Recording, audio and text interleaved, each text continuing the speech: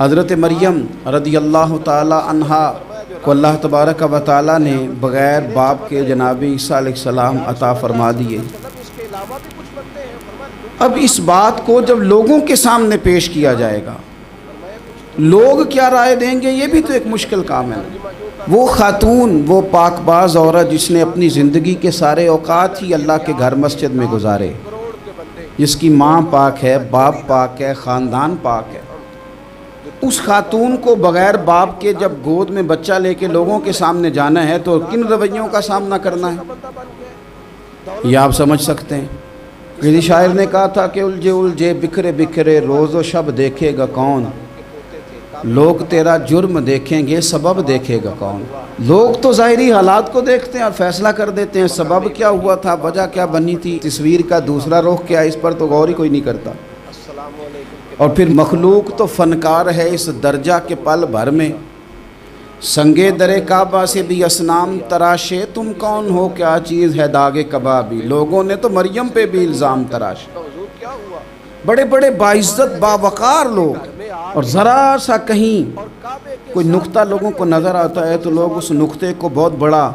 قصہ بنا لیتے ہیں، بہت زیادہ داستان سرائی کرتے ہیں، نیک لوگوں کو بڑی تکلیف پہنچاتے ہیں۔ لیکن اگر وہ شخص سچا ہے اور اپنے رب کی بارگاہ میں وہ صاف ہے تو پھر اسے زیادہ وضاحتیں دینے کی ضرورت بھی نہیں، اور ویسے بھی جب لوگ بہت زیادہ مخالفت کر رہے ہوں تو وضاحتیں دینا کام بھی نہیں آتا، اس وقت صفائی دے کے انسان مزید الجھتا چلا جاتا ہے۔ حضرت مریم کی گود میں جناب عیسیٰ علیہ السلام تشریف لے آئے تو جناب مریم کو حکم تھا کہ آپ نے بولنا ہی نہیں، آپ نے بات ہی نہیں کرنی، آپ خاموش رہیں۔ وہ خاموش ہیں، بچہ پنگوڑے میں ہے، قوم کے سامنے ہے تو قوم بڑے سخت نظروں سے دیکھتی ہے، بڑے سخت جملے کہتی ہے، اور انہوں نے کہا کہ مریم یہ بچہ کہاں سے آ گیا، آپ بھی نیک، آپ کا باپ بھی نیک۔ تو جناب مریم نے کیا کہا، قرآن مجید سورہ مریم کی آیت نمبر 29 دیکھیے، فَأَشَارَتْ إِلَيْهِ، تو جناب مریم نے نا پنگوڑے کی طرف اشارہ کیا، جناب عیسیٰ کی طرف اشارہ کیا، توجہ ادھر کی، فَأَشَارَتْ إِلَيْهِ، بچے کی طرف اشارہ کیا، گویا اس سے پوچھ لے تو قوم کیا کہتی ہے۔ انہوں نے کہا قَالُوا كَيْفَ نُكَلِّمُ مَنْ كَانَ فِي الْمَهْدِ صَبِيًّا، یہ کیسے بات کرے گا، یہ تو پنگوڑے میں بچہ ہے۔ پنگوڑے میں بچے بھی کبھی بولے ہیں، وہ بولتے ہیں بھائی، پر جب رب چاہے، اور جب اللہ اپنے بندوں کو صاف کرنا چاہے، اور جب رب اپنے بندوں کی عزتوں کا محافظ بنے تو بچے پنگوڑوں میں بھی